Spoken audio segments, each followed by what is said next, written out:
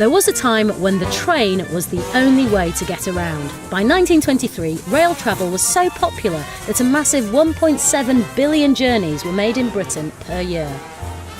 Well, that golden time might seem like an age away, but a new dawn for train travel is emerging, with rail journeys reaching their highest levels since those heady days of the 20s. And last November, the government announced an £8 billion investment in the railways, but it has even bigger plans to keep our economy and environment on track.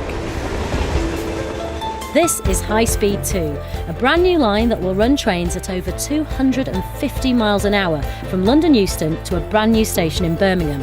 It will cut the journey by half an hour and eventually be extended to Manchester, Leeds and Heathrow. High Speed 2 will be a real revolution in train travel in this country, creating jobs and potentially £44 billion in economic benefits to the whole of the UK. And how is it going to help our global economic standing? It is critical to the UK economy. Businesses need to have fast access to economic centres, to access to people and goods. We need to be able to move them around the country efficiently and quickly.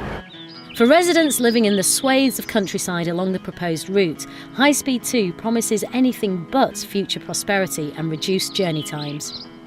It's an oblong property and the railway line will slice off one side of it. It'll go about 300 yards out the back. Just here? Yes. But you've got so much land, over 1,000 acres. What does it really matter if you give up a little part of it for the good of the country? It's not for the good of the country because the prime purpose of the land is to help feed people. And the acreage that will be lost to farming between London and Birmingham is very significant. It's destroying so much to create not enough. Yeah. But they're saying this is going to be to the huge benefit of the country economically to our global standing, no? The whole concept of this train is to benefit the north and ruin the south. The route hasn't been finalised yet. In fact, there's no guarantee that this line will even be built, but already in these parts it's becoming a burning issue. This beacon is one of about 50 stretching all the way from Buckinghamshire to Staffordshire. They represent the biggest protest yet against the building of the line.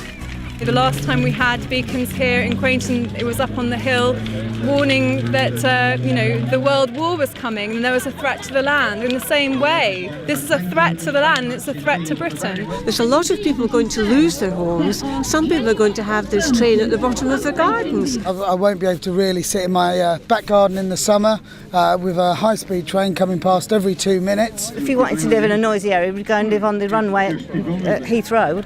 People might think this is a really affluent part of the world. If it was anywhere else, they wouldn't bat an eyelid. Yes, there are wealthy people that live here, but there are people that aren't very wealthy either. If we needed to take a hit for the country, we would, but we don't believe that there is a good reason to do it. Some justify High Speed 2 as a greener way to avoid more air travel, but the irony for those living near the route is that it's their environment taking the strain for the train.